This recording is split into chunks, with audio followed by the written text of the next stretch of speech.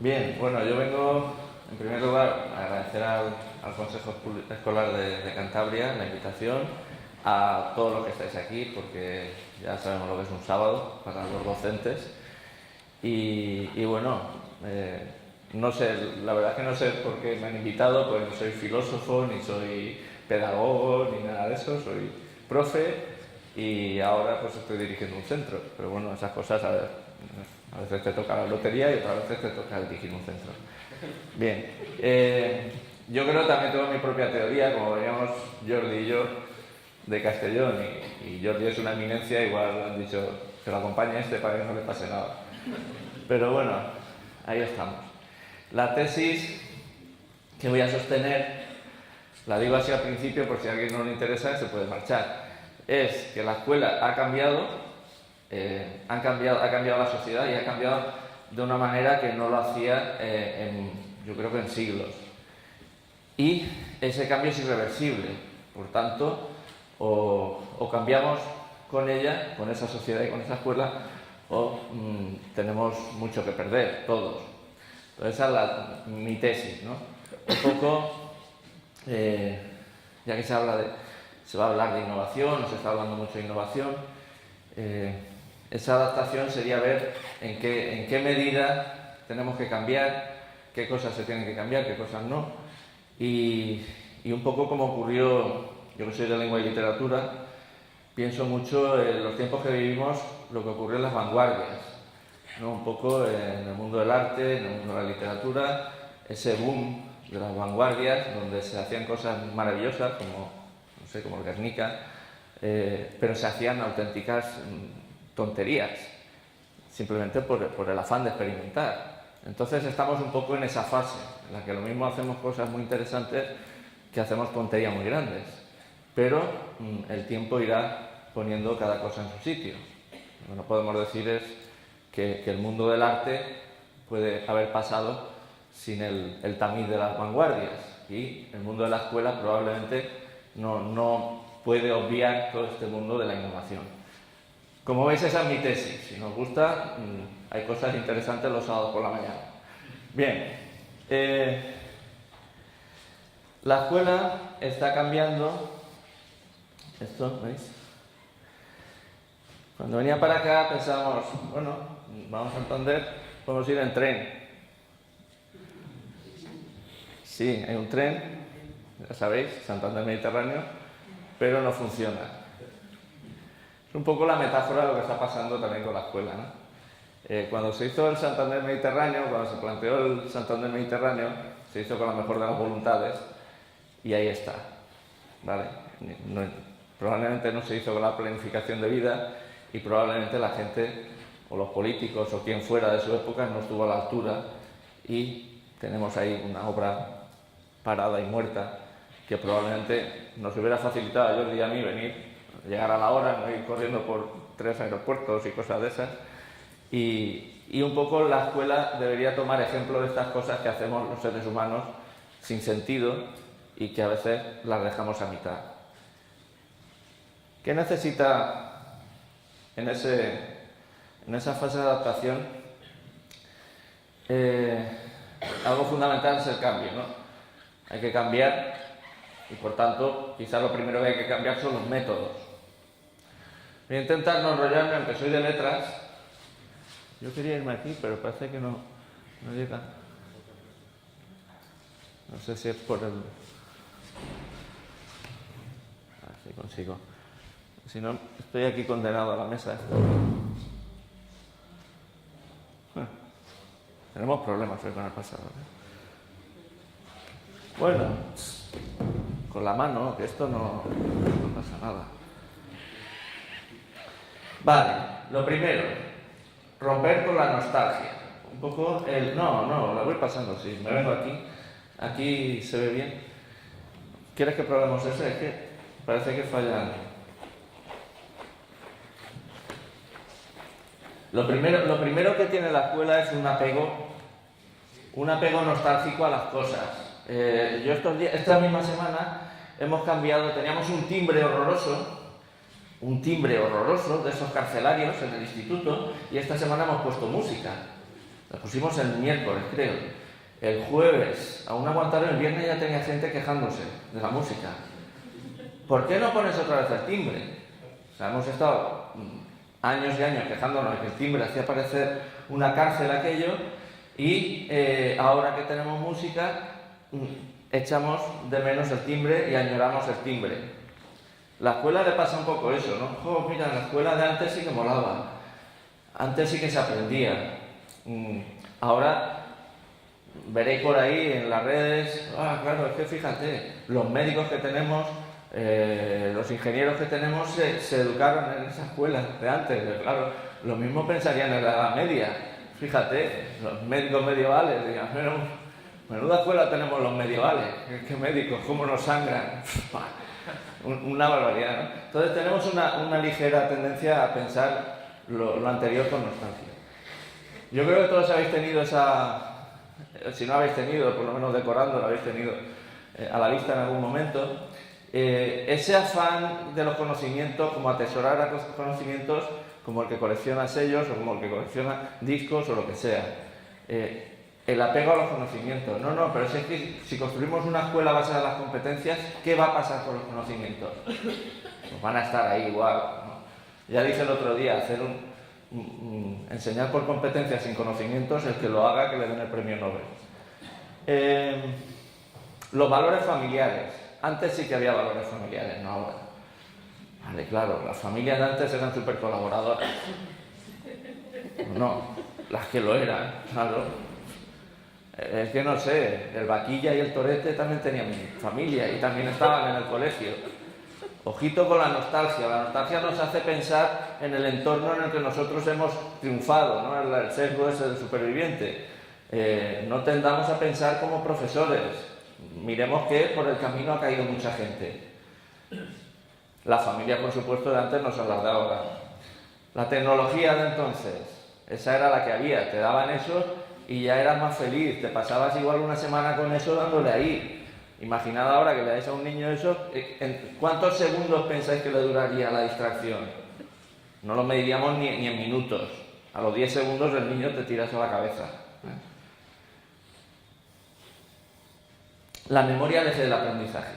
¿Por qué? ¿Por qué esa insistencia en memorizar? ¿Por qué había esa insistencia? Era una necesidad. O sea, una persona que tenía que ir a reparar una cosa o tenía que ir a hacer algo, tenía que tirar de su memoria. No podía llevarse detrás una enciclopedia, ni podía llevarse detrás toda esa información que había ido atesorando. El que necesitaba un conocimiento, o lo pasaban en la 1, o lo pasaban en la 2, o se iba a la biblioteca. No había más formas de atesorar conocimientos. Y una vez salías del círculo de la escuela, ¿cómo tenías conocimientos? Si tenías las maravillas del saber en casa. Si no, no. Por tanto, la memoria era fundamental, era un elemento fundamental, pero orientada a los contenidos.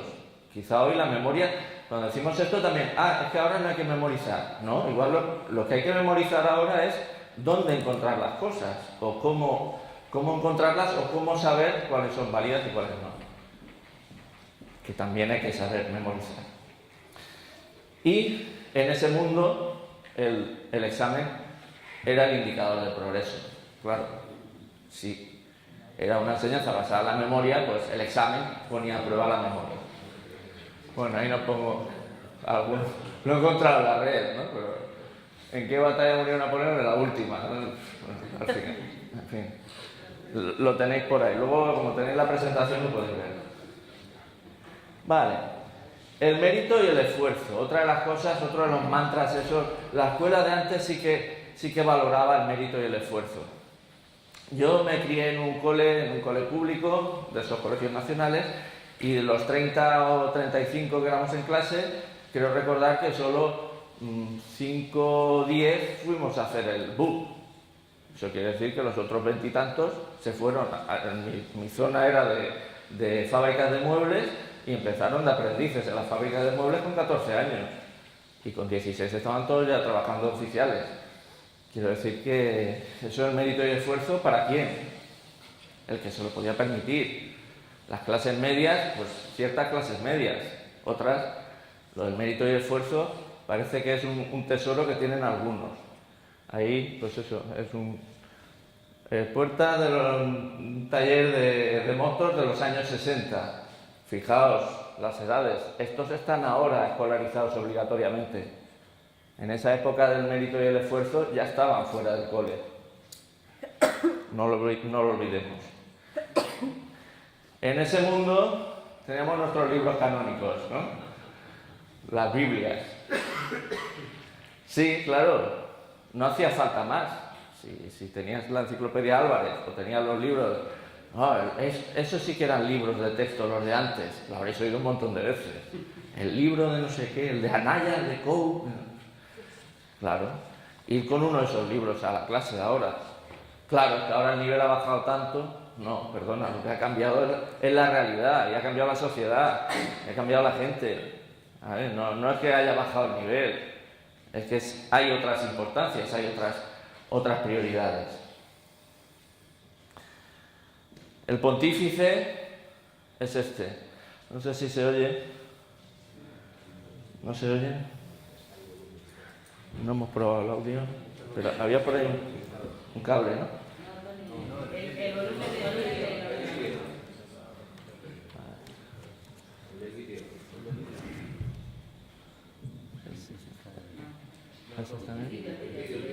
Vale. Ajá. Hoy vamos a hablar de un tema que es muy importante. Pero no está puesto el cable tampoco, ¿no? En este tema se van a delimitar tres cuestiones absolutamente decisivas en cualquier curso de teoría de la literatura, que son lo que la literatura es, la definición de teoría de la literatura y la definición de crítica de la literatura. Sobre estas tres cuestiones existe una enorme confusión, un gran confusionismo, porque con frecuencia se evita definir lo que la literatura es, se ignora en muchos casos puntos esenciales sobre lo que la literatura es, y respecto a la teoría de la literatura se suelen tener criterios, ideas que son enormemente dispares, confusos, algunos. Bueno, no lleva ni un minuto hablando. Estáis ya nerviositos, ¿eh? Lo digo por lo de... Nosotros sí que aguantábamos explicaciones largas. Las aguantábamos. ¿Ahora cuántos aguantaríais este vídeo de 1 hora y 7 minutos? Ni en vuestra casa arropados con mantitas. ¿Lo aguantaríais? No, sinceramente. Está claro que un profe de secundaria no se tira en esa pose ni 5 minutos porque es como la gacela herida en el Kalahari. O sea, dura 1 minuto, ¿vale? A la manada. Pero es evidente que este tipo de explicación no tiene ningún sentido. Este señor podría haber pasado el PDF con ese discurso y lo hubiéramos leído y ya está. Y luego, ese momento, pues para preguntas, ¿vale? Entonces, y sigue, quiero decir, que no se cansa. Cuando acabemos la charla aún seguiría. Ese modelo, eso está caduco y las sesiones estas de largas explicaciones son de otro tiempo, así que hay que hacerse a la idea. También es un profe universitario y es de literatura. No digo nada.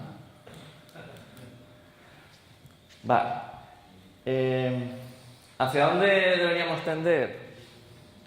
Yo no sé si le doy al botón este o a este. Problemas de lateralidad siempre he tenido. La nueva escuela, pues al ampliar lo que decíamos antes, al ampliar la escolarización ya el panorama es totalmente distinto. No podemos comparar la escuela que acababa a los 14 años y echaba a los niños fuera con la escuela que escolariza hasta los 16. Y os recuerdo, al menos en la escuela pública no está reservado el derecho de admisión. Tú no puedes decir, este niño me molesta, lo tiro. Y si con el tiempo se demuestra que a los 16 años todos los niños son inútiles, los que son inútiles son los que han diseñado ese sistema, porque físicamente no podemos tener una sociedad inútiles. Si en cuarto de la ESO solo titula un 40%, lo que está mal es el título de cuarto de la ESO, no el 40% de los niños, porque si no tendríamos una sociedad de personas inhabilitadas o incapaces.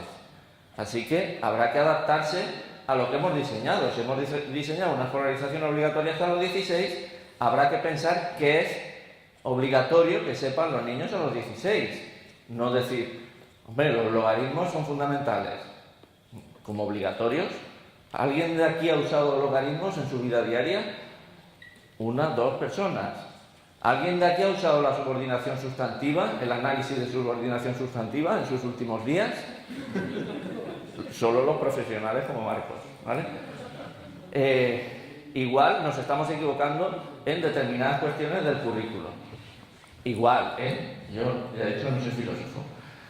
Más, valores sociales han cambiado. ¿Os acordáis de Mentes Peligrosas? Cuando salió la película aquella decía, uff, que no me toque una escuela así. Y ahora dice, ojalá tuviera la escuela de Michel Pfeiffer. O sea, en tan poquito tiempo hemos cambiado tanto. Bueno, tan poquito no, que ya hace años. Pero ahora dirías, ojalá, ¿verdad? Qué gente más noble los de Michel Pfeiffer. Eso va cambiando también, hay que tenerlo en cuenta. La información, de eso hablará Jordi seguro, me lo salto. Lo que pasa en un minuto, todas esas cosas. Vuelvo al señor ese leyendo o explicando su tesis. A las maravillas del saber. O sea, la escuela sería capaz de imprimir la Wikipedia. ¿Sí? Y yo espero que ninguna escuela lo haya hecho, pero es probable que alguna lo haya hecho. No vemos lo que está pasando, no vemos que la información ya no se puede consumir como la consumíamos nosotros. No vemos que la información es para darse baños en ella y remojarse de vez en cuando. No podemos tragárnosla toda. Los procesos frente a productos, ¿vale? El hacer frente a el producto en sí. El producto en sí tiene valor, el valor que se le dé al proceso, si no, no. Eso lo sabéis perfectamente si mandáis trabajos que hacen los padres, ¿vale? Si mandas un trabajo de marquetería, que vais a hacer un no sé qué de marquetería, y el padre resulta que es carpintero, te viene el niño ahí con una casa que ni los japoneses, ¿vale? Y el otro, que es un pobre que tiene allí, que no tiene a nadie ayudándolo, te trae una birria. Claro, si esos procesos los mides en clase, descubres cosas interesantes, como que igual el otro que le habías puesto el 10 no sabe ni coger un destornillador.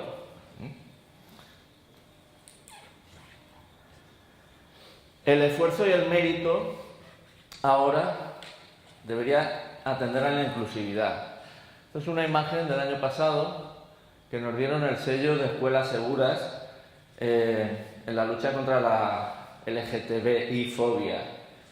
El centro se dedicó el año pasado a hacer una campaña de concienciación contra los ataques de homofobia, contra los ataques contra la diversidad sexual. Y bueno, de alguna manera hicimos una campaña y vinieron, nos dieron el reconocimiento. Pensar que apelo a vuestra nostalgia. Bueno, aquí hay gente muy joven que no tiene ni nostalgia. Pero a la de los mayores, apelo a vuestra nostalgia. ¿En algún momento se hizo educación sexual en vuestras escuelas? ¿Sí? Que tú eres muy joven, Cristina. Gente más mayor, no miro a nadie. No, bueno. Educación para la diversidad sexual, de género, familiar. Estos días que se hablaba también del porno, de todo eso. ¿Habéis tenido clases donde se hablaba de los peligros del porno y de que el porno... Me extraña, vamos, no se podía ni hablar ni pronunciar esa palabra. En cuanto a otro tipo de enseñanzas o de alimentación saludable, ¿habéis hecho talleres de alimentación saludable? ¿Habéis hecho talleres contra el acoso escolar en vuestras...? Todo eso no se hacía. No se hacía, de hecho, además, yo creo que hasta se fomentaba el acoso. No de manera consciente, pero bueno, talleres contra el tabaquismo o el alcoholismo sí se fumaba en clase. O sea, no. Toda esta parte de educación emocional, educación, digamos, no curricular, todo eso estaba afuera de nuestra escuela. Y eso ahora la sociedad reclame que también esté dentro. Y eso hay que prestarle atención. Y en eso tampoco podemos dejar a nadie fuera. Porque sí, formalmente decimos, los niños tienen que estar hasta los 16 años en el centro. Sí, pero tienen que estar también conviviendo y tolerándose y aceptándose unos a otros. No es tenerlos ahí todos juntos y ya está. Así que esa parte también nos cae a nosotros como educación. Si nos dedicamos solo a enseñar las subordinadas, igual no tenemos tiempo a tratar otros temas que quizás sean más importantes.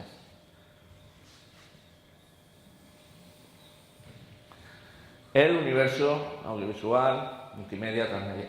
Ya os he dicho, esto es el equivalente a aquellas cajitas que se miraban a la luz. Pensad el viaje que hemos hecho y cómo ha cambiado eso, cómo ha cambiado en la vida de los jóvenes. Ayer también lo comentaban los compañeros, ¿no? que es que llevan un ordenador que decían, en las casas no va a haber ordenadores y hoy lo llevan en los bolsillos, ¿no? Pues sí, en aquella época ni se pensaba que se podría alcanzar esto. Y hoy en día, o la escuela, luego lo veremos también, o la escuela convive con este tipo de universo o se mantiene al margen. Hay una corriente, yo creo, una corriente, o gente en Twitter, voy a decir, ¿no?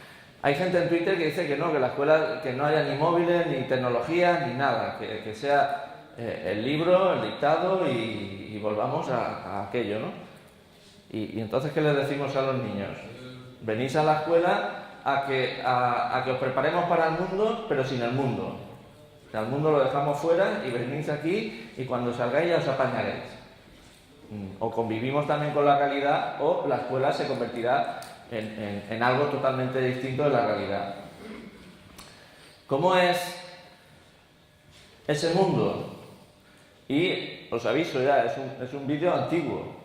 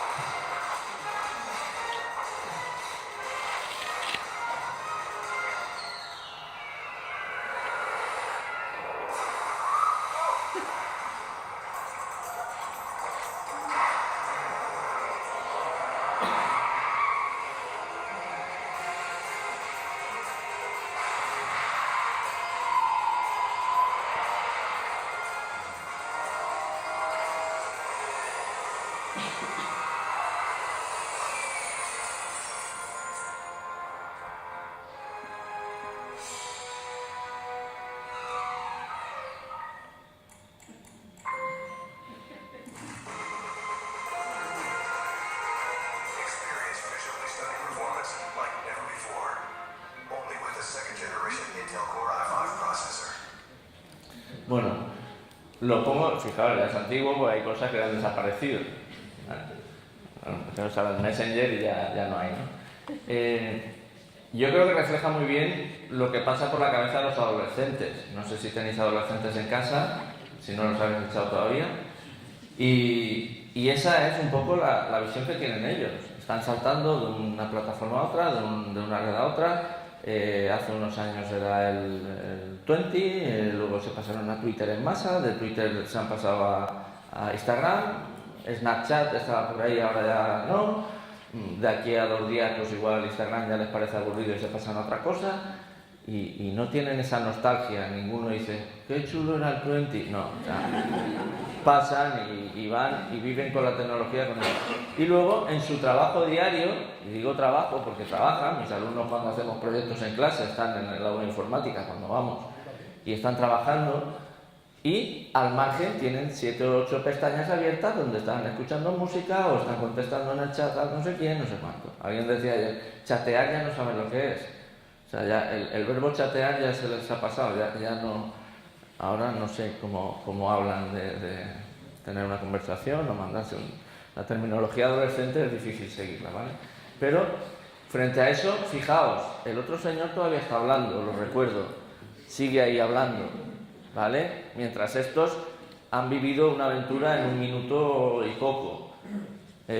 Pensad, es ese mundo adolescente en un instituto donde llega el señor de la mañana, que ellos, también os lo digo, ellos no saben si sois de lengua, de castellano, de valenciano, de inglés, de matemáticas. Ellos saben que tú eres el de la libreta roja, el otro es el de la libreta azul y el otro tal, y así en ordenadas. Se sabe que uno va detrás de otro.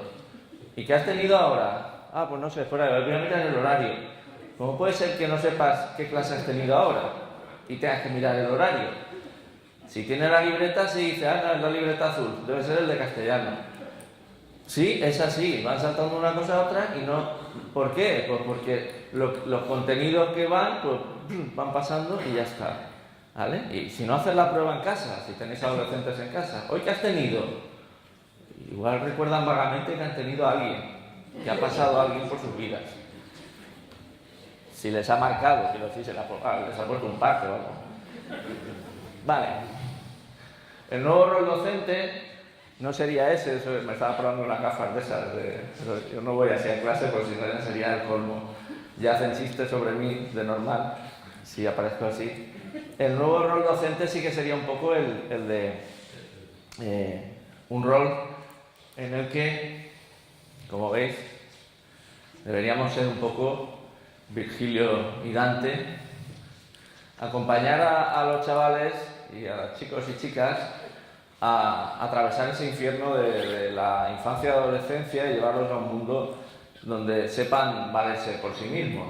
Entonces, en ese descenso a los infiernos, porque en el fondo es un descenso a los infiernos y quien lo probó lo sabe, la supervisión debería estar por encima del control.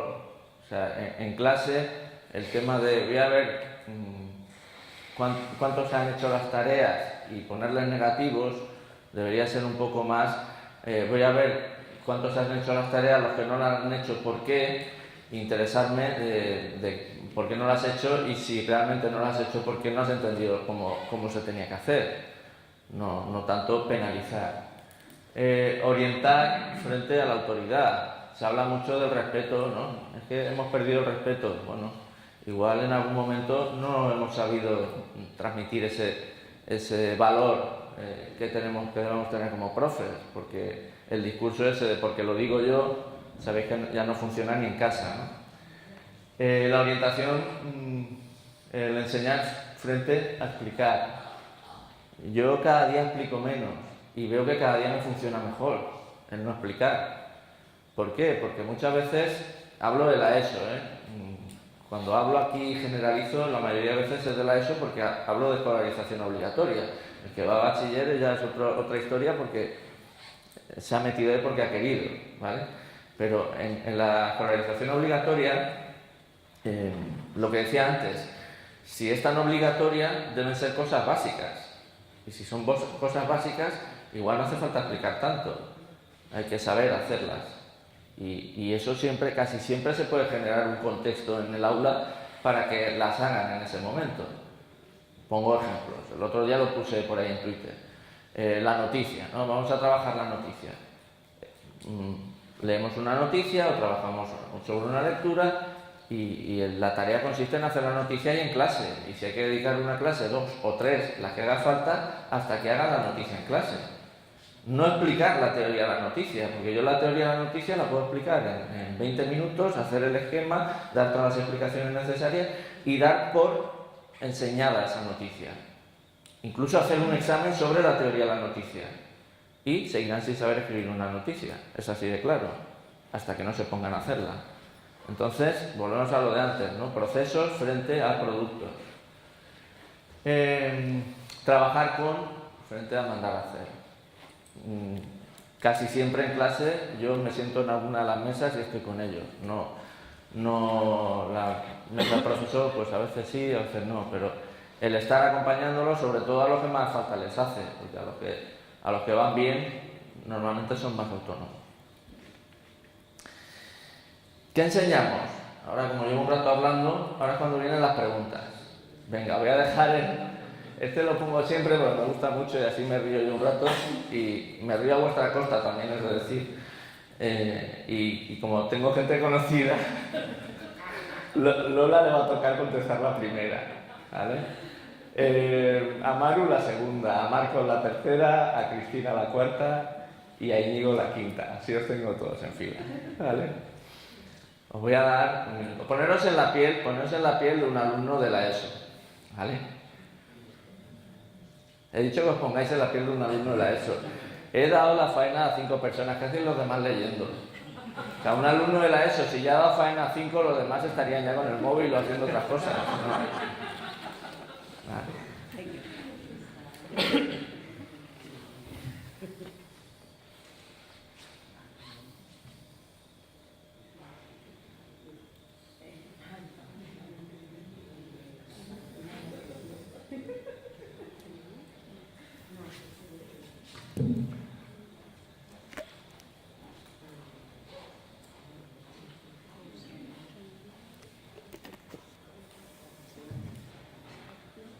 Venga, a ver, Maru.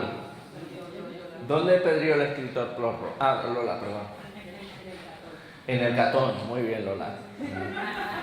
Me despierta los sábados. Maru, ¿driñó el graso? No lo driñó, perfecto. Marcos, a ti te ha tocado la difícil. ¿Quién estaba pringando a su hendidor? Jocía y París. Vale. Has hecho ahí un hiperbatón. Vale. Una parajocia y un parijoci. Vale. Cristina, ¿estaban driblando altamente o sanamente? Altamente, correcto. Íñigo, ¿lindrió o no? Lindrió, ¿no? Pero te conformas con el aprobado, ¿no? Porque si hubiera sido por nota hubieras dicho lindrió bala. Vale, pero verás. Efectivamente, con esta sencilla actividad doy por sentado que todos tenéis bien la comprensión lectora, ¿vale? Todos tenéis bien la comprensión lectora porque he cogido 5 personas al azar, no estaban preparadas ni nada, y con esa muestra aleatoria he comprobado que leéis un texto y lo entendéis porque hay una serie de preguntas que habéis respondido. Ahora poneros en la piel de ese alumno, ¿no? Íñigo, ¿por qué lindrió bala? Justifica tu respuesta. Ponte en la piel del alumno. ¿Qué diría el alumno?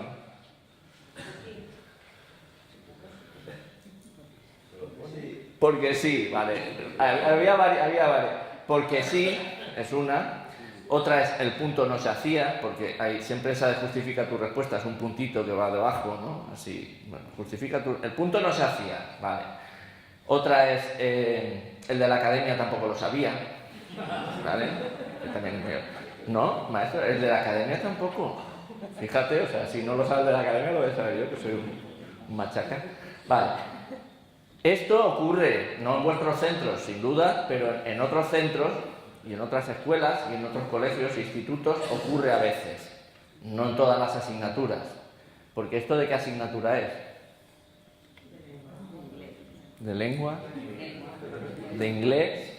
¿De sociales? ¿De naturales? Puede ser de cualquiera. Si le preguntáis al niño, era de la carpeta, de la libreta azul. Le da igual, exactamente igual. Os habéis puesto en la mente de un adolescente en su vida diaria. Este texto iría después de otro, y después de otro, y después de otro, así 6 horas al día durante 5 días a la semana. Una acumulación de textos que para ellos tiene ese mismo valor. Han contestado las preguntas y están satisfechos porque las han contestado bien. ¿Qué se han enterado? ¿Os habéis enterado de algo? No, pues ellos tampoco. Es así de duro y así de crudo. En el hipotético caso de que se tuvieran que examinar de ello, se prepararían esas respuestas y las soltarían en el examen y sacarían entre un 5 y un 10, ¿vale? Y ya está. Y nosotros pasaríamos a otra cosa que sería más de lo mismo. Esto es así. Es una parodia, pero una parodia llevada al extremo de algo que sucede de manera normal en clase. Todos los temas de casi todas las asignaturas empiezan con un texto, con una serie de preguntas en las que ellos van, buscan, no sé qué, no sé cuánto, tal. Como lo saques de ahí y pongas la de justifica tu respuesta o la de haz un grupo con tus compañeros y debate sobre el contenido, esa no la hace porque como hacen ruido se quejan de la clase de al lado.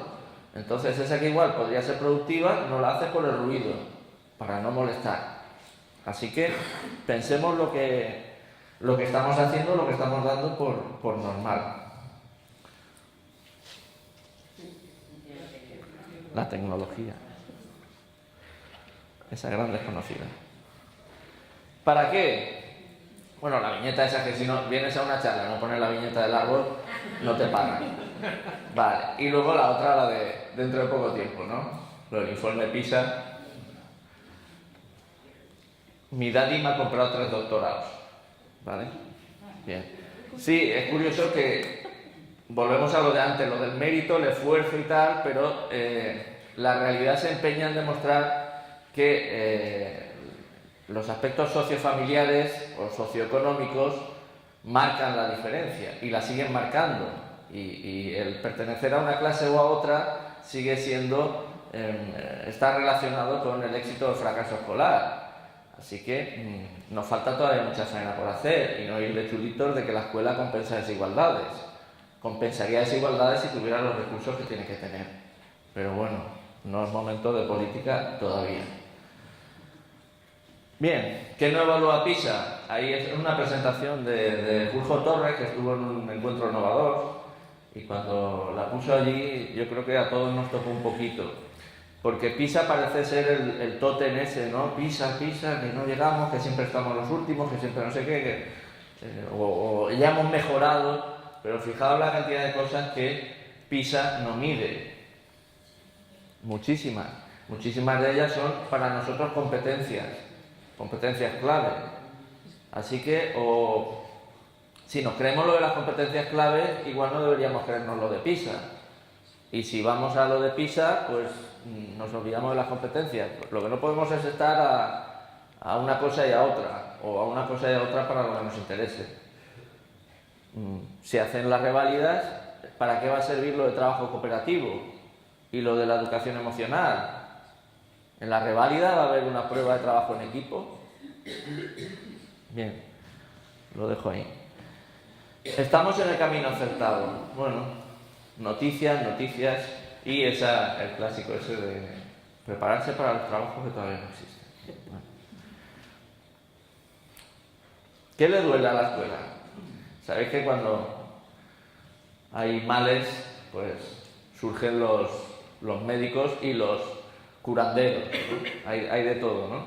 Entonces, en este diagnóstico de la escuela, pues surgimos todos, porque yo vengo aquí también un poco como que parezca que tenga las soluciones, y soluciones, la verdad es que para escribir un libro no tengo ninguna. Para mí, ¿qué le duele? En el fondo, una serie de elementos que sí que los he vivido en mi día a día. La mayoría de tareas están descontextualizadas. ¿Por qué? Porque la mayoría de tareas procede de esas Biblias que he puesto al principio, libros de texto que son para todos. Y un libro de texto, por definición, si es universal, no llega a los contextos adecuados. Mi instituto, yo lo comentaba ayer en la cena, mi instituto tiene 7 primeros de la ESO, 6 segundos de la ESO, 4 terceros, 4 cuartos y 2 bachilleres. ¿Vale? ¿Veis la pirámide, no? Ahora tenemos 4 cuartos. Ha habido muchos años que solo teníamos 2 cuartos, con lo cual todavía...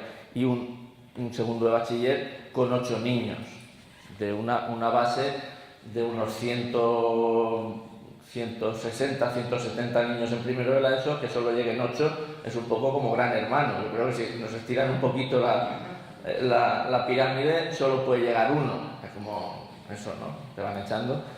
Bien, pues eso es lamentable, claro, es lamentable. En ese contexto, cuando yo empecé a hacer proyectos, en ese contexto yo decía, claro, siempre te dicen, no, tienes que dar sintaxis, porque si no cuando lleguen a bachiller, y yo pensaba, digo, pero si es que de estos 170 que tengo aquí, a bachiller van a llegar 8, y tengo que darles a todos sintaxis como si fueran a llegar a bachiller, pues no, ¿vale? Y entonces pues te planteas muchas cosas, te planteas que dices, el libro de primero de la ESO, que lleva ahí toda la morfología, toda la sintaxis, clases de palabras, no sé cuántos, sino niña, antoniña, hiperoniña, hiponimia, no sé, y los niños, pues eso, ¿quién lindrió bala? Todo lo que le digas, espiritrompa, lo que tú digas, maestro, ¿vale? Me da igual lo que digas, yo me lo aprendo y ya está.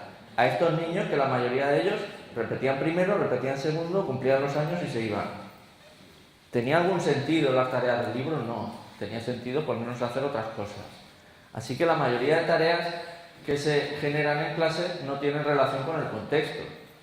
¿Eso quiere decir que los libros de texto funcionen o no? Pues no. Igual tú tienes un contexto donde todos van para premios Nobel y el libro de texto te vale, ¿vale? Porque pensar, sumar todos los libros de texto de primaria y secundaria, más todas las asignaturas y metérselo en la cabeza a un niño de 16 años.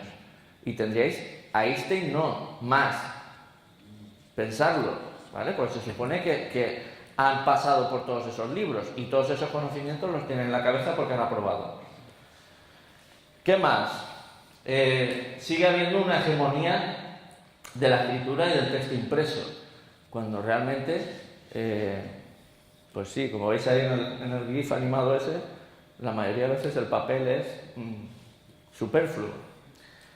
Las tareas siguen siendo basadas en una época en la que lo impreso era lo normal y la escritura era lo normal. Ahora pondré el peso que tiene la comunicación. ¿Os queda algún amigo que no sea profesor? O sea, en vuestra vida, ¿tenéis amigos que no sean profesores? ¿Os queda alguno? Preguntarle a ese amigo que no sea profesor, ni contable, ni abogado, quiero decir, una profesión que no sea de escritura. En su vida diaria, ¿cuántas veces coge el boli? Preguntad a vuestros amigos. Igual os sorprende. Hay gente por ahí fuera que no coge el boli en meses. Sí, y son gente que igual está en una oficina, bueno, en una oficina es más difícil, pero en un puesto que está siempre con el ordenador o trabajando con un ordenador. Y yo recuerdo las notas del Mercadona, pues ya la gente se las manda en un audio de WhatsApp y las lleva en el Mercadona con el audio para no tener que escribirlas. La escritura en la vida diaria de hoy día cada día está más reducida y resulta que la escuela dedica el 99% del tiempo a escribir y con boli. Y justamente con el teclado poquito, que luego en la vida real se escribe más con el teclado que con el boli. ¿Eso quiere decir que hay que quitar la escritura a mano? No. Quiere decir que igual hay que equilibrar las cosas. Poca presencia en lo oral. Ya os lo he dicho. Esto es una gráfica del 2012 del tiempo que pasan comunicándose los adolescentes. Realmente el 25% lo hacen para leer y escribir, mientras que el otro 75% es para hablar y escuchar. ¿Pensáis que eso tiene equivalencia en la escuela? No. Vale, dedicamos el 95% a leer y escribir y, si acaso, el 5% a escuchar y hablar. Y no me digáis, no, hablar se pasan todo el día hablando. No. Generar contextos de aprendizaje basado en lo oral. Hablar de lo que hay que hablar y escuchar lo que hay que escuchar. Entonces, por suerte esto va cambiando. Yo creo que cada día más los profes, esto nos va entrando y hay cada día más tareas en las que hay presentaciones orales, en las que se generan debates o se generan tertulias, por lo que yo veo y observo en clase. Poca retroalimentación, y en esto ellos también están muy acostumbrados, los alumnos y alumnas. Se hace un examen, tú pones la nota y ya está. ¿Qué tengo? Un 7. No, pero míralo. No, un 7 me vale. No, pero mira dónde te has equivocado. Incluso, ¿qué tengo? Un 3. Ya sabía. No, pero mira dónde... No. O sea, la nota como sanción y no como instrumento para mejorar. ¿Por qué? Porque no dedicamos tiempo o a veces no tenemos tiempo para repensar y para que vuelvan a hacer. No, has sacado un 3, pero te doy la oportunidad de que vuelvas a hacerlo y saques un 5 o un 7. ¿Vale? Entonces habrá que dejar espacio para que esa retroalimentación en la evaluación se dé. ¿Qué más? Procesos mal evaluados. Ahí, bueno, pues todos hacemos tareas, pero a veces no sabemos cómo evaluarlas y por tanto no le sacamos el rendimiento suficiente a ellos. Ahora ya también, por suerte, cada día es más frecuente el uso de rúbricas, el uso de diario de aprendizaje, de dianas, de portfolios. Es algo que va calando poco a poco. Hace unos años hablabas de esto y te miraban como si eso fueras un marciano. Ya va entrando. Pero el riesgo que corremos es que al final el instrumento de evaluación se convierta en otro tótem, ¿no? Si no tienes rúbricas, que no estás evaluando bien, pues igual no hace falta. O tengo una rúbrica para todas las fases del proyecto, una para cada uno, y te pasas la vida haciendo rúbricas para algo que a ojo lo evaluarías, igual o mejor, hacer la prueba muchas veces, hacer la rúbrica y poner la misma nota que pondrías a ojo, lo cual quiere decir que igual no te hace falta la rúbrica, ¿vale? Hay que pensar el tema de cómo evaluar procesos. Escasez de trabajo colaborativo. Bien. Ahí tenéis el ejemplo de un examen. Quiero pensar que es un examen, que no es la clase normal. Por un momento he pensado que podría ser la clase normal y me ha dado algo, ¿no? Sí, eso marca también, no da tiempo a hablar, pero los espacios marcan, ¿no? El que las clases estén puestas en filas de uno dice también mucho del concepto que tenemos de método y de escuela, ¿no? Claro, poco espacio para la colaboración. Si los niños están todos mirando al profesor en filas de uno, todo indica que tú eres el rey y que encima los tienes a todos ahí un poco aislados, ¿no? En mi centro tenemos aulas materia, quiere decir que no hay un aula para cada grupo, sino que van circulando ellos en función de la asignatura, y eso ha permitido que ciertos profes pues ya tengan sus aulas preparadas para trabajar en grupo, porque también sabéis que genera. Es que he llegado a clase y me he encontrado las mesas en grupos, como, no sé, como si te hubieras encontrado un cadáver, ¿vale? ¿Y qué? ¿No? Y vienen allá al despacho y se quejan. Es que ha entrado no sé quién y me ha dejado las mesas en grupo. Bueno, pues las pones individual. ¿A ti no te gustan en grupo? A él no le gustan individual. Ah, pues bueno, es que tienen que estar así. No tienen que estar así. Tienen que estar en la medida en que tú necesites las mesas. Bueno, pues el año que viene me cambias de clase. Vale. Porque esa es mi clase. Tampoco sabemos, yo no sé, en primaria quizá tenéis una formación más para trabajar en grupo cooperativo y tal, pero en secundaria yo estoy empezando este año que entra una profesora a determinadas horas conmigo, una PT del aula CIL, y entonces me está enseñando a trabajar en cooperativo. Yo no sé, pero es que si no sé, ¿por qué voy a esconderme? No sé trabajar en cooperativo porque nadie me ha enseñado. Y sí, me podría haber formado igual que me he formado en otras cosas, pero formarte en cooperativo tienes que ir a alguien que lo sepa hacer y que te enseñe y que maneje los niños delante de ti, porque sobre el papel tampoco es de mucha ayuda. Vale, pues estoy aprendiendo y cuesta. Vale, el uso ineficaz o desenfocado de las TIC. También, si no ponemos una viñeta de Potachot, no nos pagan. Efectivamente, el introducir las TIC porque sí, porque hay que meterlas, pues no. Si el introducir las TIC lo que hace es que te obliga a enseñarle a los alumnos una herramienta para determinado uso, pues igual ya vas mal. Porque el uso de las TIC debería ser algo natural y que surja de una necesidad. Una necesidad porque te permite optimizar un recurso o una tarea. Si no, no. Y ahí es donde entraría el exnovismo educativo, ¿no? Hay que usar ahora, pues hay que usar el Prezi, o hay que usar el Geniali, o hay que usar las apps de no sé qué. Hay que usar lo que tú creas conveniente que te va a dar un servicio en el aula. Lo demás igual sobra. Y total, usarlas para hacer lo mismo tampoco vale. Y ligado con esos cambios que está sufriendo la sociedad, la alfabetización mediática y audiovisual. Nosotros, en principio, ¿por qué no necesitamos una alfabetización en nuestro día? Porque, bueno, sí, podríamos haber tenido una asignatura. De hecho, yo creo que sí que tuve alguna asignatura en la que hablaban, pues, aparte del lenguaje del cine y cosas de esas más específicas, pero sí de la publicidad, de cómo la publicidad te manipulaba. Pero si os fijáis en los anuncios de los años 70-80, la publicidad de la época era bastante explícita, no hacía falta ser lumbreras para ver que te estaban manipulando, ¿no? Soberano es cosa de hombres, ¿no? Pero, en fin, cosas totalmente... Hoy en día los niveles están mucho más ocultos, ya aquello de la publicidad subliminal que estaba prohibida, hoy sería imposible, ¿no? Cerrarían la tele, tendrían que cerrar la tele. O fijaos los anuncios que ahora están con lo de las apuestas, ¿no? Las casas de apuestas. Todo eso dices, claro, ¿eso también es cosa de la escuela? Pues lamentablemente sí, porque si estamos educando, la educación crítica o de una ciudadanía crítica también nos corresponde a nosotros. Pero resulta que no hay una asignatura para eso.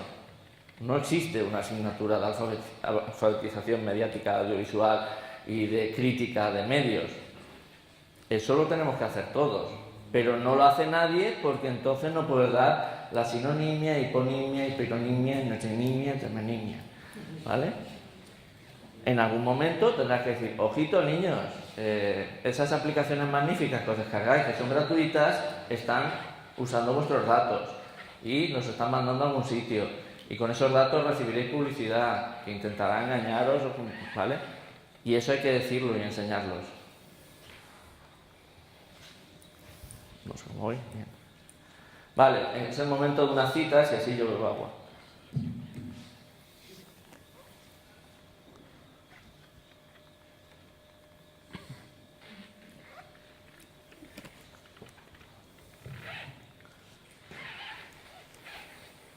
Sí. Afecta a todo el sistema. Si os fijáis, afecta a todo el sistema. No es que cuando dices, no, vamos a trabajar por proyectos, a veces las mayores resistencias no son ni de los compañeros ni de los alumnos, digamos, problemáticos. Son los mejores alumnos los que se rechazan trabajar por proyectos. ¿Por qué? Porque los mejores alumnos son los que sobreviven mejor en un sistema en el que hay que memorizar, vomitar y volver a empezar. No les cuesta nada, están ya adiestrados a ello. También, a veces las críticas, o dicen, vamos a hacer un centro sin deberes. Las críticas te llegan por las familias más implicadas. Te vienen las familias más implicadas y dicen, hombre, es que si quitáis los deberes, seguro que no van a aprender igual. Todas esas faenas que hacen en casa, bueno, pues las haremos en clase. Pero no lo veo claro. No, familias bien, que tienen a los niños bien, en una academia bien, por la tarde bien. ¿Vale? Entonces, los deberes, ¿y para qué voy a mandar al niño si no tiene deberes? Bueno, pues que repase. Vale. Las inercias son muy grandes. Entonces, bueno, ya os he dicho antes que lo de la nostalgia afecta a todo. ¿Qué implicaciones, veis? El punto 2, llevo una hora. ¿Qué implicaciones tiene esto para el profesorado? Bueno, ¿hacia dónde mirar? Esto de que me lo salto, que es la pirámide esa de la experiencia, no está demostrado, pero bueno, yo creo que es evidente. Si apelo a vuestros recuerdos, ¿qué recordáis del instituto o del colegio? ¿Recordáis aplicaciones maravillosas? No. Recordaréis, o bien cuando os tocó dar alguna clase a vosotros, o cuando hicisteis un debate, o cuando hicisteis una actividad, algo realmente que os dejó una marca. No. Probablemente lecturas del tipo la que hemos visto antes no nos dejarían ningún rastro, ¿no? Replantear la comunicación. Promover más tareas en las que los enfoques comunicativos estén presentes. Y da igual que sean de lengua, que de sociales, que de matemáticas. Se aprende enseñando.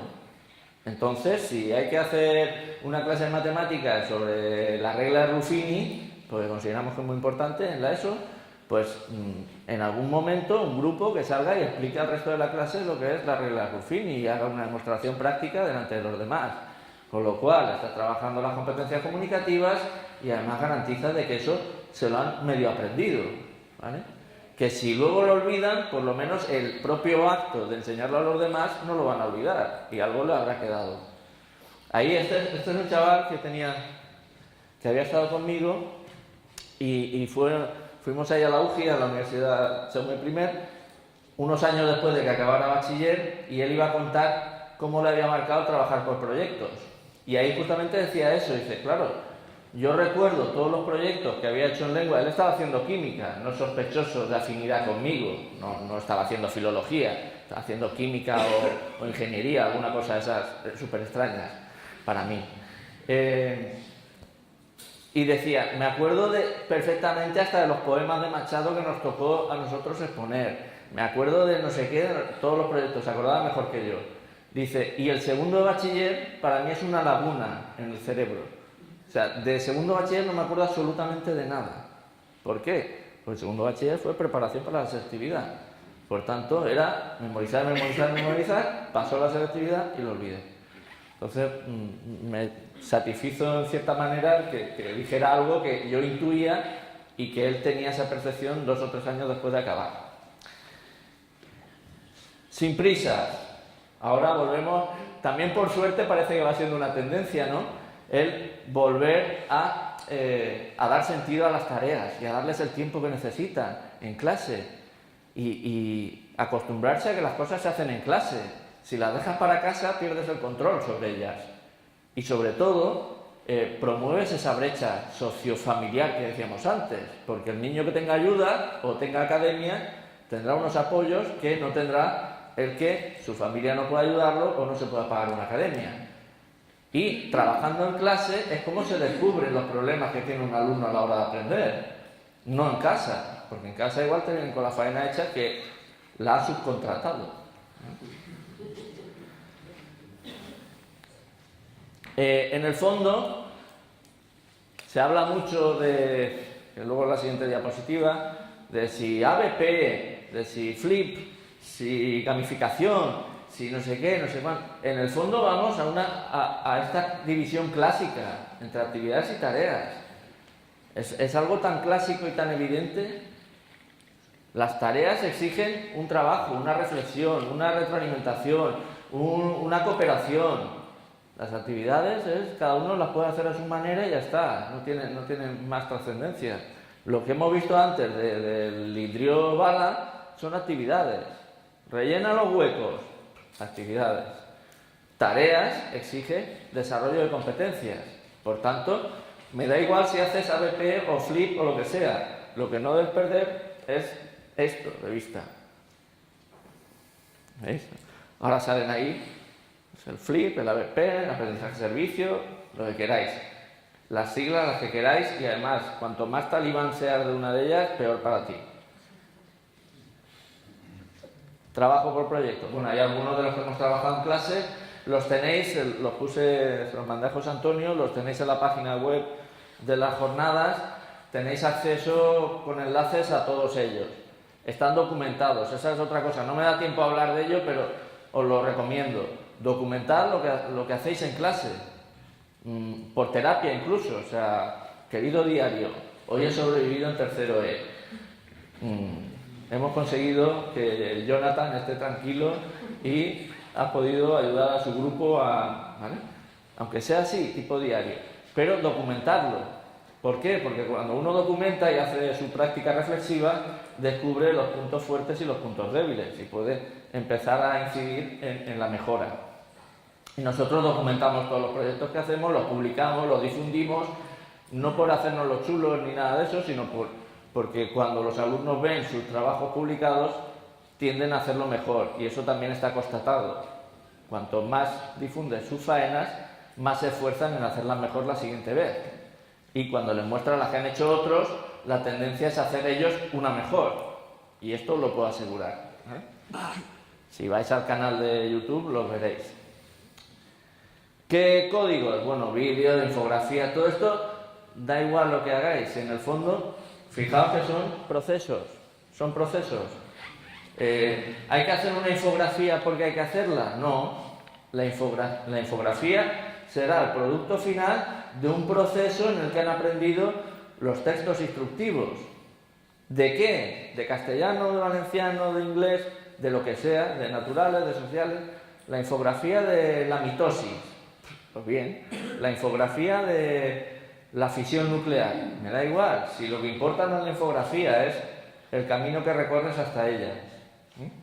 O el visual thinking. Todo es visual thinking, ¿no? Pero es que a mí me da igual si es visual thinking. Es qué has hecho hasta llegar a ese visual thinking. No sé, criticar los formatos. Por criticarlos podemos hacerlo todos. Vale, claves. Bueno, motivación, recreación, creatividad. todas esas cosas. Ahí veis a mis alumnos haciendo vídeos, que es lo que más les gusta en el fondo, porque sí, a ver, ha costado tiempo. Quiero decir, yo llevo haciendo esto de los vídeos muchos años sin yo ser especialista en audiovisuales ni nada de eso. Y durante mucho tiempo eres, sí, mira, el que hace vídeos con los alumnos. Claro, así le va. Es verdad. Tú como solo haces vídeos con los alumnos, pues no. Claro. O sea, detrás de cada vídeo hay un trimestre entero de trabajo, o un año a veces, ¿vale? Porque es todo el texto, toda la preparación, todo el andamiaje de ese vídeo es asignatura mía, ¿vale? Si hay hacer un vídeo del Quijote sincopado, pues había la lectura de la adaptación del Quijote, había los resúmenes, había un guión del vídeo, había una serie de elementos, una memoria detrás, y el vídeo es la punta del iceberg, como decía ayer Raúl, ¿vale? O cualquiera de ellos. Quiero decir, el objetivo no es hacer un vídeo, el vídeo es el punto final de un proceso mucho más largo. La tecnología, bien, otra viñeta de esas clásicas, ¿no? De cómo sería la escuela en el año 2000, de una viñeta de Villemar de 1912. Pues veis que hasta incluso es más avanzada de lo que hemos llegado, porque el profe estaba ahí a un lado, no estaba ni siquiera enfrente. O sea, se adelantó a nuestro tiempo y está ahí, pues mandándoles unos podcasts, entiendo, ¿no? Tiene ahí una máquina de hacer podcasts y los niños están súper encantados. Bueno, ¿hemos llegado a eso? Yo creo que no. El problema de las TIC sigue siendo que no son transparentes. O sea, todavía seguimos peleándonos, ¿no? Pongo siempre el mismo ejemplo. Un profe todos los días se pregunta, y lo habéis visto, si hoy van a funcionar las cosas, ¿no? ¿Tendré hoy internet? ¿Arrancará el ordenador del aula? ¿Irá al proyector? Todas estas dudas generan inseguridad y por tanto tiene que ir con su plan A, plan B, plan C y sucesivos planes, ¿no? Y sigue ocurriendo en todos los centros y por suerte, bueno, en mi comunidad las conexiones van mucho mejor en los últimos años, no hay problema de conectividad, ordenadores en mi centro hay en todas las aulas, pero siempre hay uno que no funciona o siempre hay un proyector que no va. Claro, pensad, y el ejemplo que pongo es cualquier amo o ama de casa que cuando fuera a poner la lavadora dijera, ¿irá hoy la lavadora? ¿Lavará la ropa hoy? ¿La secará? No funcionaría el mundo. O sea, si este contexto en el que vivimos los profes de inseguridad con las TIC fuera, ¿no? El maquinista que llega al tren, ¿funcionará hoy el tren? ¿Nos dejará a mitad? O sea, eso todos los días, a todas horas. No, pero lamentablemente las TIC no son invisibles.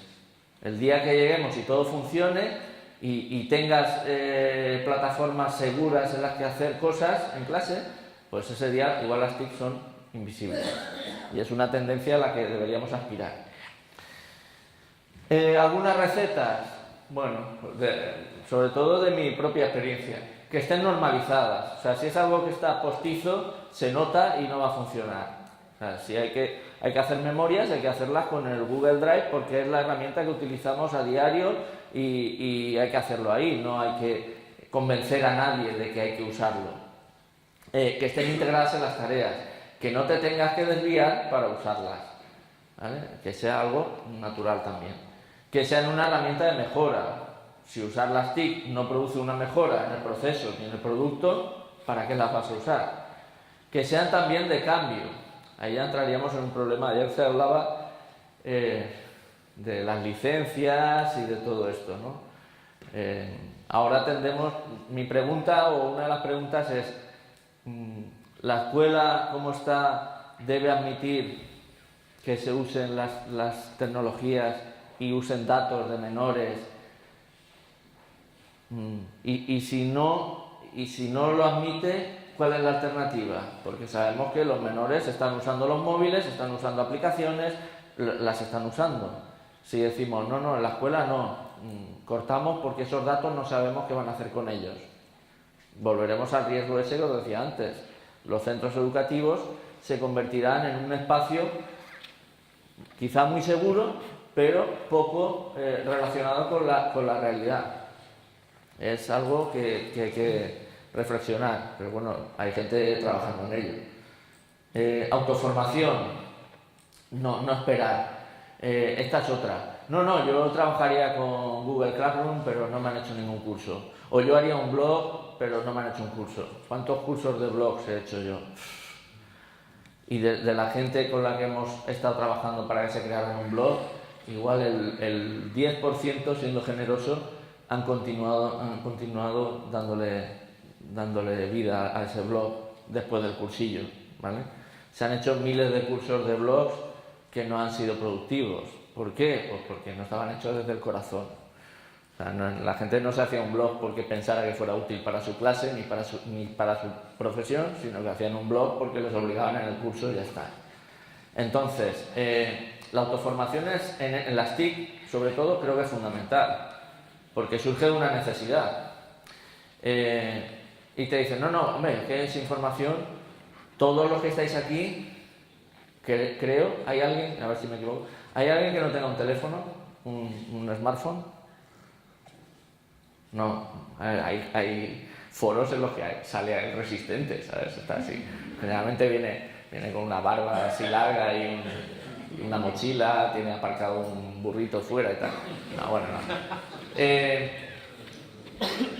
¿Cuántos cursos de teléfonos móviles habéis hecho para manejarlo? ¿Alguien ha ido a un curso de smartphones? Para que le enseñen a instalar aplicaciones, moverse por las pantallas, hacer los ajustes. ¿No? ¿Se lo habéis encargado al cuñado? Vale. No. Os ha movido la necesidad. Si tenéis necesidad de crear un blog, sabréis hacerlo, porque hay 1000 tutoriales donde se explica. Si tenéis la necesidad de trabajar con Google Classroom, buscaréis un tutorial y os buscaréis la vida. Si tenéis necesidad de usar el Prezi o Genial y lo que sea, iréis y buscaréis un tutorial. Porque esperar que la administración os dé un curso para eso es derrochar recursos, sinceramente. ¿Que se puede hacer dentro de la formación en centros? Sí, vale. Pues un centro, nosotros hemos apostado este año por introducir el Google Classroom como una herramienta más para el que la quiera usar. Bueno, pues montamos ahí un cursito y la gente que está interesada pues viene y en 2 horas o 4 horas más o menos se entera de cómo funciona. Si quiere más, que se busque la vida y se autoforme, pero lo que no podemos montar un curso de 20 horas de Google Classroom no, me apunto, me dan los puntos y luego ni lo voy a usar y ahí te quedas, ¿vale? Y la actualización sin esnovismo, el estar siempre a la última, bueno, pues si eres un friki igual te va bien a ti, pero yo creo que en clase no es algo que produzca mejoras. Uy, me pilla el tiempo. Para los equipos directivos, ¿vale? Esta visión yo no la tenía, era un poco la que me faltaba y ahora ya tengo un poquito, tampoco mucho, ¿vale? En la gestión del centro, ¿qué cambios hay que empezar a operar? Promover el trabajo cooperativo, porque siempre estamos, no, los chavales tienen que trabajar en grupo, en cooperativo, no sé qué, pero los profes no sabemos. Somos de tomar decisiones y ya está, y el que está por encima toma decisiones por los que están por abajo. Y muy poco de reunirnos. También hay que decir que los tiempos, los horarios, el ritmo que imprime la administración a los cursos a veces te impide o dificulta que generes equipos de trabajo, porque no vas a quedar un sábado por la mañana. ¿Quién iba a venir un sábado por la mañana a hablar de trabajo, no? Sí, venís, es que veis, no tenemos arreglo. Bueno, pero en un centro normal nadie iría por la tarde si no va obligado. Y generar espacios de trabajo cooperativo en horario normal es también muy difícil. Pero debe ser, yo creo que sigue siendo una cultura que nos falta, la de trabajar en equipo. Proyectos interdisciplinares. Ahí tenéis lo que hemos empezado a plantear en mi centro, que es trabajar por proyectos a partir de primero de la ESO, aunque ya se ha extendido, ya hay proyectos de tercero, de cuarto y algunos saltan hasta bachiller. El año pasado lo que hacemos en mi centro es marcar un plan lector, que sabéis que también es bueno, no sé si aquí en Cantabria, pero allí es de obligado cumplimiento, ¿Qué pasa? La mayoría de centros lo tienen y luego lo tienen ahí guardado en un cajón y ya está. Nosotros lo que tenemos en el plan lector es marcado un tema para el año y eso permite que los proyectos de centro coincidan en el eje temático. De tal manera que ya que no hay un espacio físico ni horario para coincidir los profes, sí que hay un espacio temático. Y si alguien dice, bueno, el año pasado era de mayo del 68, si alguien dice, pues yo voy a trabajar, pues no sé, voy a hacer una performance sobre acontecimientos de mayo del 68. Pues mira, pues yo desde mi asignatura estoy haciendo algo parecido. ¿Por qué no nos sumamos y hacemos algo juntos? Y va generando líneas de confluencia para que todos trabajen, todos no, porque siempre hay quien no quiere trabajar de manera absoluta, no quiere trabajar en el plan lector, pero sí que va produciendo acoplamientos de asignaturas que de otra manera no se hubieran coincidido, ¿no? Y al final, pues bueno, esta fue la muestra que hicimos ahí en el ayuntamiento, porque Castellón ahora es ciudad educadora, y promovió un encuentro donde se mostraran todos los proyectos que se habían hecho en escuelas, institutos. Y ahí tenéis, pues bueno, productos finales de muchas asignaturas que habían estado trabajando en mayo del 68, bueno, pues desde biología, tema de métodos anticonceptivos, en la asignatura de francés, periódicos con los acontecimientos de mayo del 68 y diferentes asignaturas, todo con un código QR para que se capturara y se vieran los vídeos y toda la documentación del proyecto. Bueno, pues generar esas líneas en las que facilitas a los departamentos trabajar de manera conjunta también es un reto para el equipo directivo, porque lo que no puedes decir es, no, apañaros vosotros. No, si eso no lo mimas y lo cuidas y facilitas espacios, no se va a dar. Nosotros eso va ligado al plan de formación en centros, ligado a un semanario que se llama Bogalar Proyecta, donde hay una persona que lo está dinamizando continuamente, se hacen reuniones más o menos trimestrales y luego a final de curso todos los profes que han participado están medio obligados a hacer una pequeña comunicación para el resto de los compañeros contando lo que han hecho. Y de esa manera pues van contagiando. En esos días de julio, que son las reclamaciones de notas, aquí no sé si tenéis septiembre, no hay recuperaciones de septiembre aquí, ¿no? O sea, hay junio y julio, ¿no? Bueno, pues hay. En esas notas después de julio, que hay 4 o 5 días de reclamaciones, pues ahí se hacen el compartir que hacemos y los compañeros escuchan a otros compañeros, porque igual en vuestros centros no pasa, pero en el mío pasaba que había gente que estaba haciendo cosas absolutamente impresionantes y maravillosas y ninguno de los que estábamos en el centro lo sabíamos. Que ocurre muchísimas veces. No saben lo que está haciendo el de la clase al lado. ¿Pero por qué? Porque no hay un espacio y no hay una línea en el equipo directivo que facilite, obligue, en cierta manera, a enseñar lo que haces. Más retos, propuestas, que las propuestas sean inclusivas. Esa es una pelea continua. Tanto las extraescolares como los proyectos, la tendencia a dejarnos a los malos o a los que son diferentes fuera es muy grande, sí, porque nos molestan a veces, es cierto, pero tenemos que acostumbrarnos a lo que he dicho antes. La escuela pública no tiene reservado el derecho de admisión y los que tenemos tienen todos cabida y es algo que al menos algunos nos hacen sentirnos muy orgullosos. Entonces, bueno, ahí veis, estos son mis grupos de Casa Camarón, que se han puesto ellos, son alumnos de etnia y los pobrecicos la única vez que han salido de excursión han salido conmigo. ¿Por qué? Pues vamos al Día del Pueblo Gitano y nos vamos y dice, voluntarios para ir a acompañarlos. Cri, cri, cri, cri, cri, cri, cri. Pues nada, me voy yo con ellos.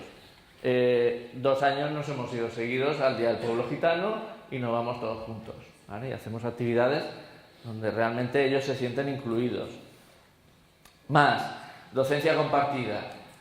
Lamentablemente por falta de recursos no lo hacemos más, pero pienso que uno de los grandes retos de la escuela es asumir que un solo profe ya no puede con un aula, al menos con un aula de 30. O reducimos ratios o entramos 2 personas en clase. Igual no hace falta que sean 2 profes de la misma asignatura, igual puede ser un profe y un PT, o un profe y una persona externa, un educador social, dos personas que gestionen el aula y que estén atendiendo esa diversidad tan inabarcable que tenemos hoy día. Lo ideal sería, pues no sé, hace poco yo lo dudo que sea así, que decían en Suecia son 15 alumnos por clase y hay hasta 3 profesores. Digo, jo, no sé si hacerme el sueco. Vale. La cuestión es que creo que la diversidad de las aulas y la complejidad de todo esto que estoy diciendo, de trabajar proyectos, trabajar procesos, evaluar in situ, eso para una persona, 30 alumnos, imposible. O tenemos más recursos o imposible. Y, como dice ahí, o sea, entrar 2 en clase no es para trabajar la mitad, sino para sacar el doble de rendimiento. Que muchas veces dicen, no, entramos 2 en clase y uno está allí pues contratando viajes. Bien, no. Es para estar los 2 currando y por tanto obtener el doble de rendimiento. Vale, más. Racionalización de los deberes. Nosotros dijimos, seremos centros sin deberes. Lo que hemos lanzado es un compromiso voluntario, se lo damos a los profes cuando llegan, de no mandar ese tipo de tareas, no mandar deberes así en términos absolutos tampoco, es no mandar tareas que se podrían hacer en clase o tareas que exigen que el alumno en su casa tenga que pensar cosas que igual no las puede pensar, ¿vale? O mandar tareas que luego lo único que se va a hacer es mirar si están hechas o no, pero no se van a corregir. Que ocurre muchas veces, no en vuestras clases, pero hay gente que manda deberes que luego no corrige, solo mira si están hechos. ¿Para qué? ¿Vale? Bien, entonces, de momento tenemos alrededor de unos 30 profes que se van sumando año tras año al compromiso de centros sin deberes. 30 de 70, 74, ¿vale? Alrededor de un 30, 26, 30%, no sé, porque soy de letras. Y la valoración, porque sí que pasamos al final del curso los formularios de autoevaluación para el profesorado, la mayoría de ellos considera que ha mejorado el rendimiento. El no mandar deberes ha mejorado el rendimiento en clase. ¿Por qué? Pues porque en clase se hacen las tareas, no se hacen en casa. Es algo que no todos están de acuerdo. De todas formas, firmar el compromiso lo puedes firmar en determinados niveles. Tú tienes bachilleres, si quieres mandar deberes, bien. Pero si tienes primero y segundo, pues dices, yo en primero y segundo de la ESO no mando deberes.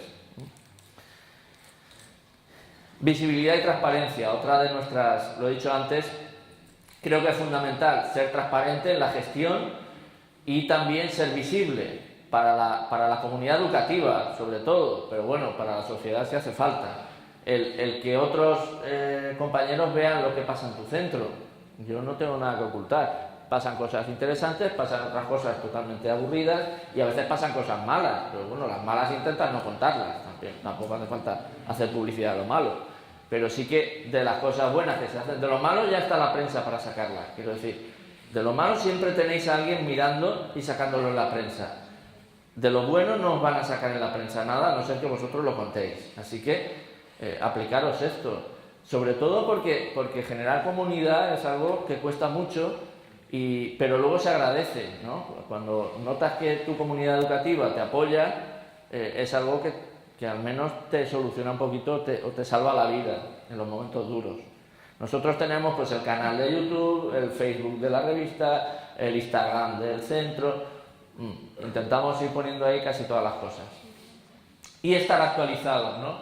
Esto es el curso de tutoría entre iguales, el curso de TEI, y se hizo el día...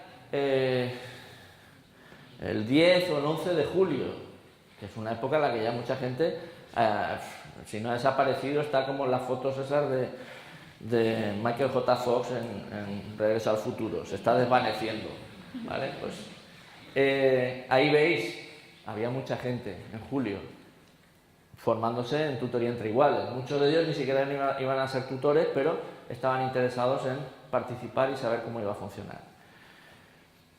Liderazgo pedagógico y visibilidad, ¿veis? Es que yo me gusta poner esa foto porque cuando te hace una foto un periodista la hace bien, ¿no? Esas fotos que te hace la gente que... Entonces la pongo siempre porque, parezco algo. De hecho está circulando en los WhatsApp de los alumnos así con llamas. Debe ser una metáfora, le tengo que preguntar, porque ya me he enterado quién la ha hecho, y le tengo que preguntar qué quiere transmitir con lo de las llamas. ¿Es que me quieren quemar o es como lo de Red Bull, ¿no? No, el liderazgo pedagógico es también dar la cara cuando toca y decir, oye, sí, estamos aquí, creemos que lo estamos haciendo bien y hay que tirar adelante. Y si la cagamos, saber que tú vas a ser el visible. Un poco servir también de escudo a la comunidad educativa. Así que para eso también debe estar el equipo directivo. Sobre todo, fijaos, estamos hablando de esta nueva escuela. Una nueva escuela en la que las familias están en las redes. O sea, está todo conectado. Tú no puedes estar ahí escondidito y decir, no, el director, no, yo soy el de la limpieza, yo soy el de la limpieza. No, te van a pillar, seguro. Y conectarte con el entorno, lo que os decía también. Sí, es difícil afrontar todos los retos solo en el aula. Si no cuentas con apoyo externo, difícil. Allí vienen los de la Fundación Punjab, vienen 2 días, están ahí con nuestros alumnos, de la UGI vienen bastante, vamos nosotros ahí a contar cosas, vienen ellos a nuestro centro, del ayuntamiento. Intentamos estar conectados, precisamente para que el centro no sea una isla en medio de la nada, que era un poco algo que ocurría. Para las familias, ¿vale? Que llego. ¿Qué necesitamos las familias? Que se impliquen en el proyecto educativo, pero para eso lo tienen que conocer. El proyecto educativo tiene que estar claro, y si no está claro, habrá que redefinirlo, y si no nos gusta, cambiarlo. Pero un centro que no tenga un proyecto educativo claro, al menos de decir, somos un centro multicultural, somos un centro que apuesta por la innovación, por la mejora, no sé. Entonces, ¿a dónde vas? Si no tienes claro qué haces. Yo cuando viene y dice, no, es que estos hay que echarlos a todos. Echarlos a todos, y entonces que borramos ese punto del proyecto educativo del centro, decimos que la diversidad para nosotros es un orgullo. No, me estás diciendo que la diversidad para ti es una molestia. Pues si no te gusta este centro, cógete otro, ¿vale? También en algún momento habrá que decirle a la gente, estos son nuestros principios, si no te gusta hay más centros. Más cosas. Comunicación y participación. Implicarlos también en la gestión, más allá del consejo escolar, pues mandarles cuestionarios de autoevaluación, invitarlos a charlas, jornadas de puertas abiertas, a lo que se pueda. Es una pena, nosotros tenemos 700 familias y creo que los cuestionarios esos, el año que más familias han contestado, llegaron unos 40 o 50 cuestionarios de 700. Es una pena. Pero bueno, también en las familias hay que estimular la participación. Poquito a poco van sumando números, pero cuesta también arrastrar. Confianza, ¿vale? La viñeta esa de toda la vida. Sí, hay que decirle, ojo, confía en nosotros, es que esto va a ser 4 años, que tú vienes a quejarte por las notas de una evaluación y esto es un proceso más largo. Ten un poquito de espérate o paciencia o pregunta a ver qué está pasando. Es un poco difícil, ya lo sé. Visión a largo plazo, lo que os decía, ¿no? Que una evaluación a veces no es algo determinante. A veces para los profes, que hay profes, ayer se suspendieron las actividades por la lluvia y me dice una profesora, dice, voy a hacer una nota a los profesores para avisarlos de que como hay lluvia ya no estarán los niños en clase y claro, no llevan mochila o no llevan esa asignatura porque van a estar fuera, para que no les pongan negativos. Digo, hombre, hasta ese punto hemos llegado, que un profesor que ve que se han suspendido las actividades por la lluvia le va a poner un negativo por no llevar el libro. O sea, ¿qué mensaje estamos transmitiendo a las familias? ¿El mensaje de que somos inquisidores generales o qué? No, pero es que claro, y luego hablas con los profes, no, pero es que claro, yo ese día tenía que adelantar. Y dices, ostras, que tenemos niños aquí que van a estar 4 o 6 años, si un día no adelantas, o sea, ¿qué vas a dar? ¿La clase de tu vida ese día? Que ya, no sé, a veces perdemos un poquito.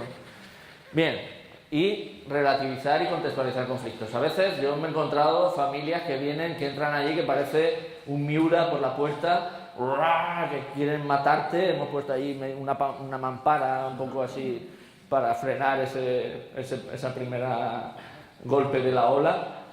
Y bueno, y entran que quieren matar a no sé qué profesor o que quieren asesinarte a ti o no sé. Y empiezas a hablar con ellos y decirles, mira, esto ha pasado. Y descubren que la vida no es como se la cuentan sus hijos, la vida no es como la ven ellos de fuera, que hay otras cosas que ellos no saben y ven distintos puntos de vista y se van hasta dándote las gracias y llevándose al niño un mes a su casa. O sea,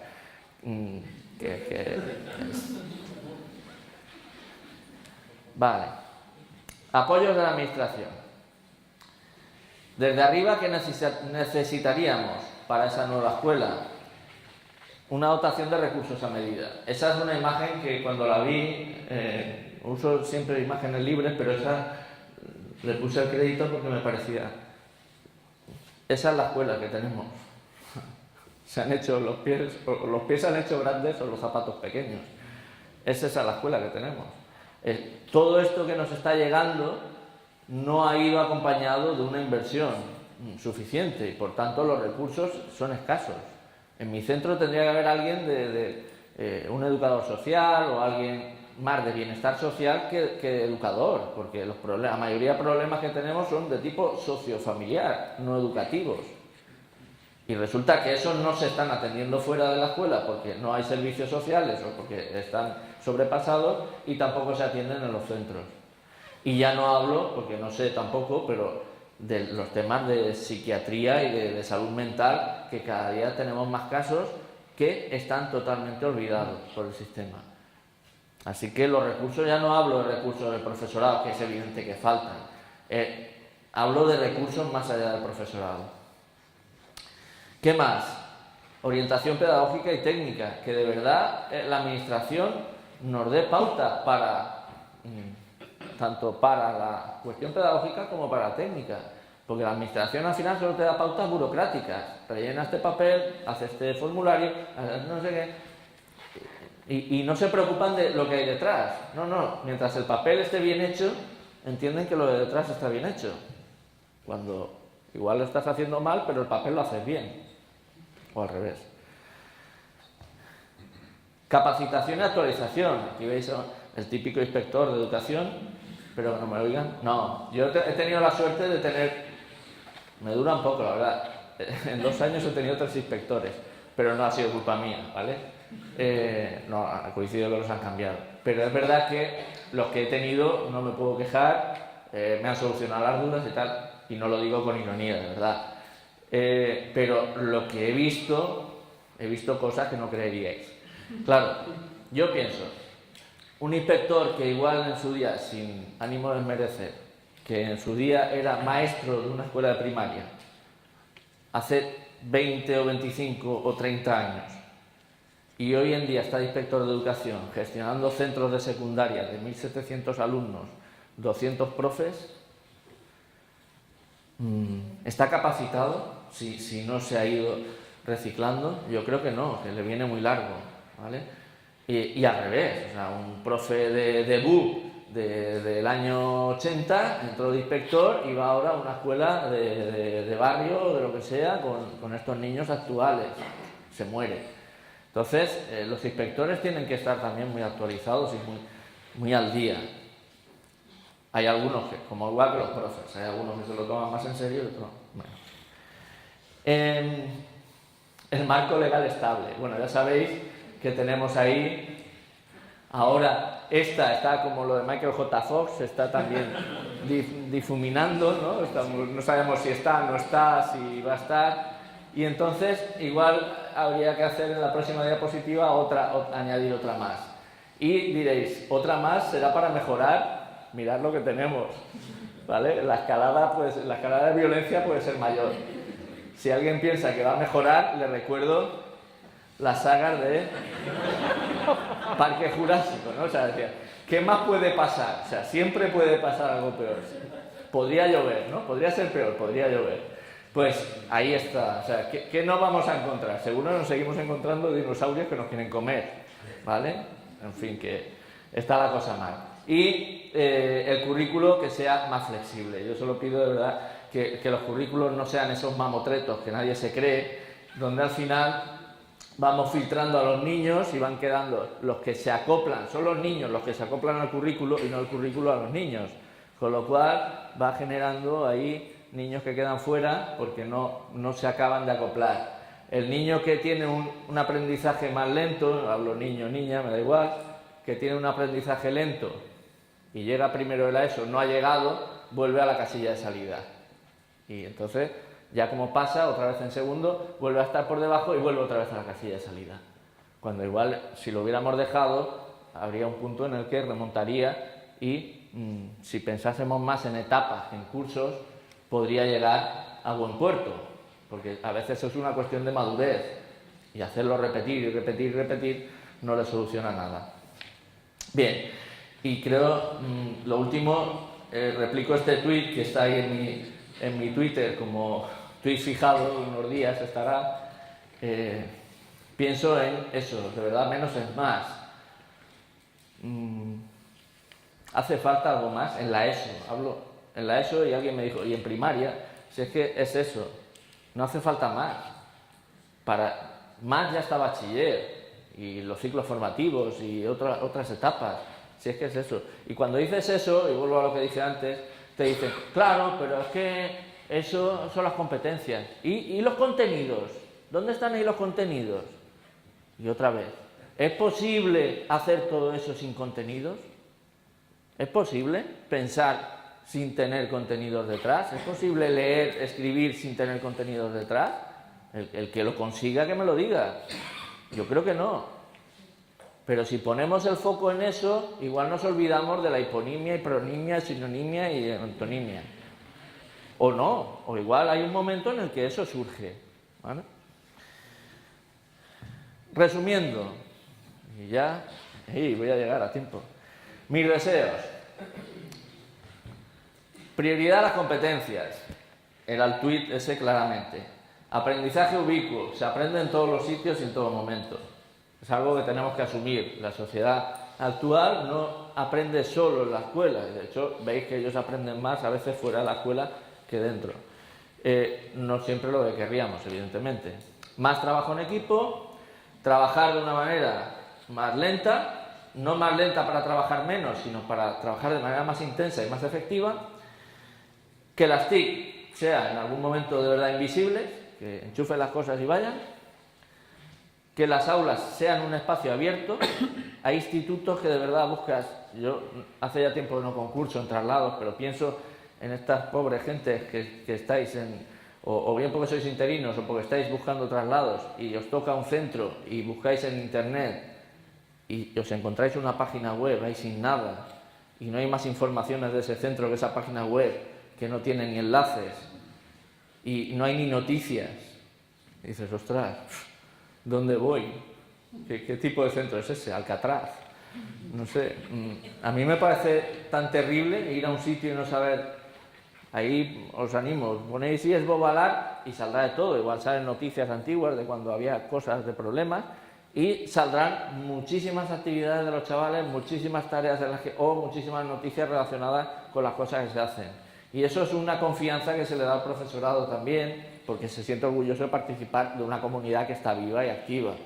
Cerrar aulas y cerrar centros es decirle a la administración: cuando quieras machacarme, tienes toda la facilidad del mundo para machacarme porque nadie se va a enterar, ¿vale?